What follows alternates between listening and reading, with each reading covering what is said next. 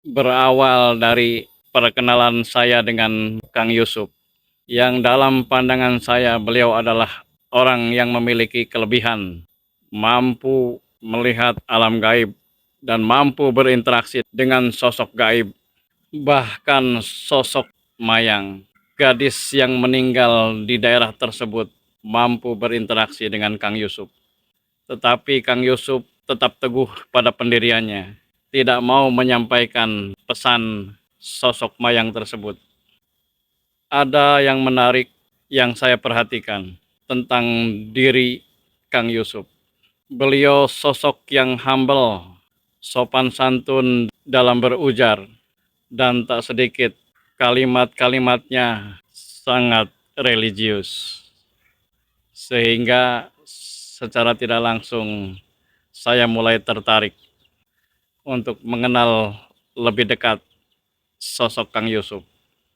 Seperti peribahasa bagai gayung bersambut, ternyata dalam obrolan kami, Kang Yusuf menawarkan diri, mempersilahkan saya untuk berkunjung ke rumahnya.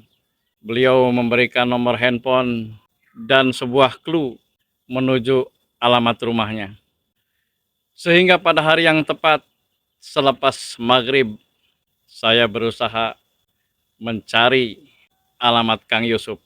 Lokasi rumahnya cukup masuk ke dalam. Kanan kirinya tanah kosong dan lapangan. Separuh lahannya sudah dibikin tonggak-tonggak, pagar-pagar pabrik, kafling-kafling pergudangan. Lokasinya cukup jauh dari jalan raya. Bahkan jarang orang yang ditemui di sepanjang jalan. Lumayan agak susah juga untuk mencari alamat Kang Yusuf. Saat sampai di rumah Kang Yusuf, saya disambut dengan ramah. Langsung Kang Yusuf menyajikan secangkir kopi dan singkong rebus. Akhirnya kami pun hanyut dalam pembicaraan. Kang Yusuf mengawali pembicaraan. Sebelumnya saya mohon maaf Bang Ruhai. Selama ini saya bergaul dengan siapapun tanpa batas. Cuman ada satu syarat yang harus saya sampaikan. Saya penasaran. Apa itu syaratnya Kang Yusuf? Semua orang yang berteman dengan saya, boleh siapapun dari golongan manapun, tapi satu syaratnya, teguhkan hati, jangan sampai belok ke kanan atau ke kiri. Secara vertikal hanya Allah.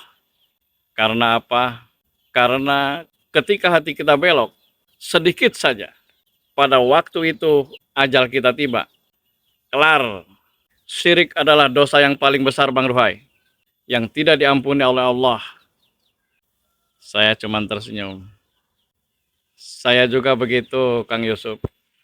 Bahkan saya tidak pernah percaya selama saya berjualan itu. Tidak pernah percaya sama dukun atau orang-orang pintar. Karena bagi saya hal-hal klinik seperti itu susah otak saya untuk mencerna hal-hal seperti itu.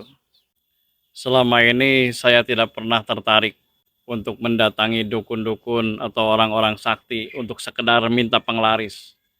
Atau bahkan memakai jimat yang bertujuan untuk menarik pelanggan. Karena menurut saya hal itu sangat susah untuk dicerna logika. Tapi begini Bang, jangan sampai hati kita berbelok ke kanan ke kiri. Ngerinya ketika hati kita berbelok sedikit saja dan kita terpotong usia kita waktu itu. Jahanam bagiannya. Betul, saya mengerti. Kang Yusuf seolah-olah terus mendesak pada saya. Dan seolah-olah Kang Yusuf memponis bahwa saya ini memiliki jimat. Jangan bohong pada saya Bang Ruhai.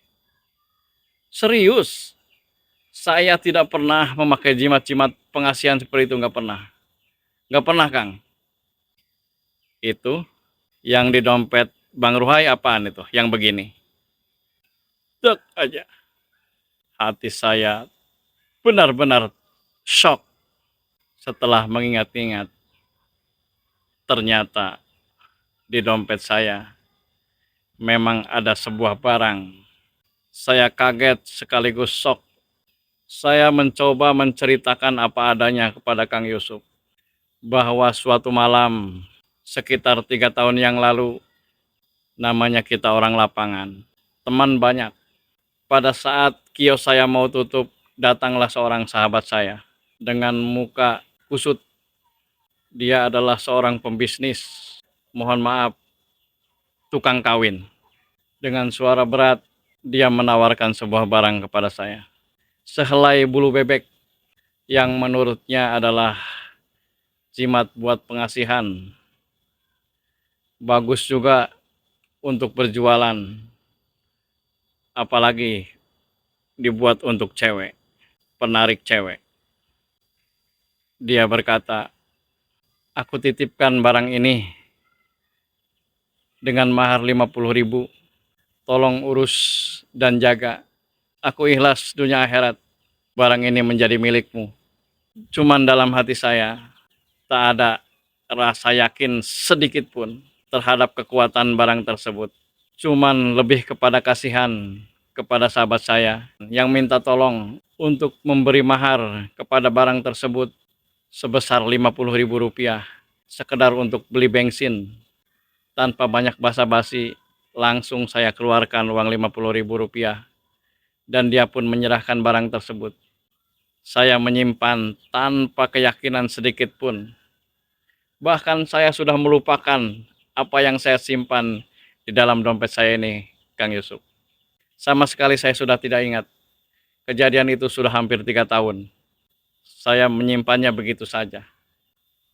Itulah Kang, pentingnya kita luruskan hati kita.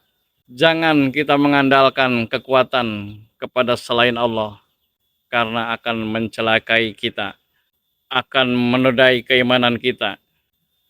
Sebenarnya begini Bang Ruhai, saat pertama Bang Ruhai kesini, makhluk yang menunggu pusaka di dalam dompet Bang Ruhai itu sudah berinteraksi dengan saya dan berusaha untuk menghindar dari saya. Makanya saya tidak mau mempunyai sahabat yang bersekutu dengan setan.